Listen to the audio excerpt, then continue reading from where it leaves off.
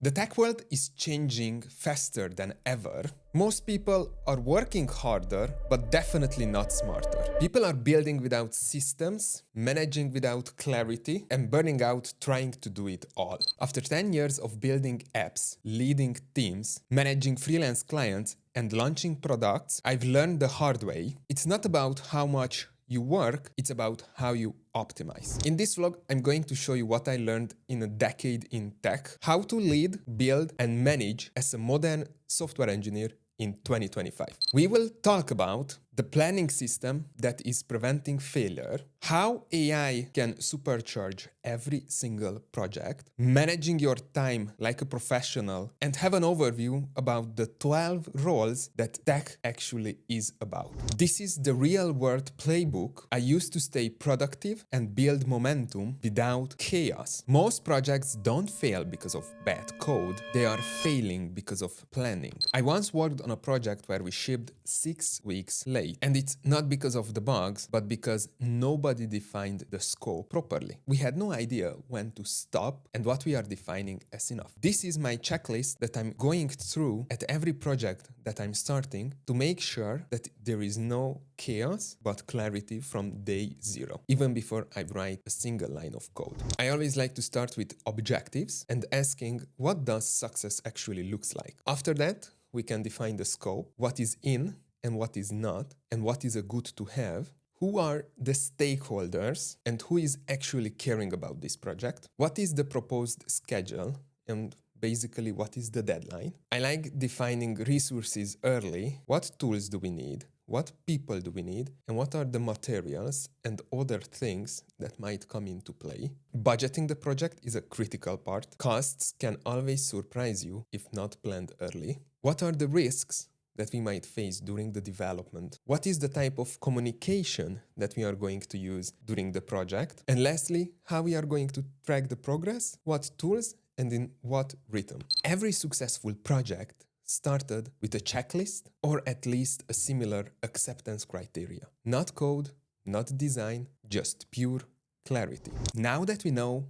what we need to do before launching a mobile app or a project, let's talk about the biggest advantage we have in 2025, artificial intelligence. AI is not taking our jobs yet. AI is taking the boring parts so you can lead, manage, and execute faster. Let me show you how I use it on a weekly basis to build faster and smarter, and how this can bootstrap the previous phase. First and foremost, we can use for project planning. We can ask AI to help us with the project timeline, task list, and breakdowns. AI can help us with the weekly reporting, with the communication of the project. We already talked about risks. Why not use AI for early risk detection based on the team's behavior? Talking about teams, AI can help you assign the tasks to the right person. So everybody works on something that it's good at it and it actually can enjoy it. Every single meeting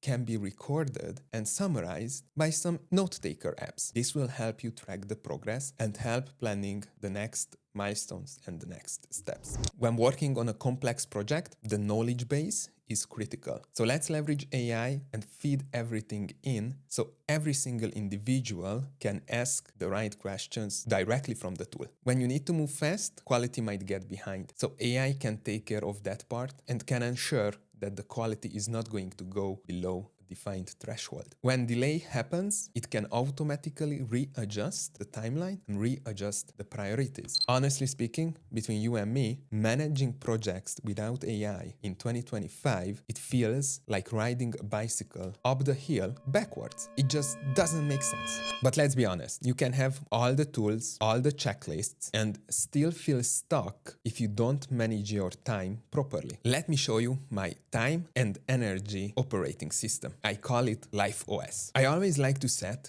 smart goals: specific, measurable, achievable, relevant, and time-bound. A dream can easily be turned into a goal if all these constraints are met. Once I know my goals, I break down the tasks that I need to do. And I always put them in 4 categories. Based on Dan Martell's 4D matrix, we can talk about the following quadrants: do it, defer it, delegate it, or delete it. It forces clarity and it helps you not to guess anymore what you need actually to work on in order to see results. When planning my time for the next day or next week, I always take into consideration my energy. I always thought I'm a morning gym person, which is absolutely not true. I hate going to the gym in the morning. I realized that the biggest advantage for me is going to the gym in the afternoon so I can have another energy boost for the evening. It's very important to figure out your own personal peak energy time and do the best and the most creative and in the same time the most important work during that period. You should definitely build your day around that. So this leads us to setting up some time blocks. You should have time block for creative work, deep work, family time, gym, and all the things you actually want to do during the week. This helps with not to have context switch and be able to focus on one thing. When working in team, there are situations when you will be dragged out from your context and asked to help with something. In this scenario, I always like to apply the 2-minute rule. If it takes less than 2 minutes to solve it, I will do it instantly. Not setting up another call or another meeting, but just go in, execute, and forget about it. This clears mental blockers for the long term. And you know what?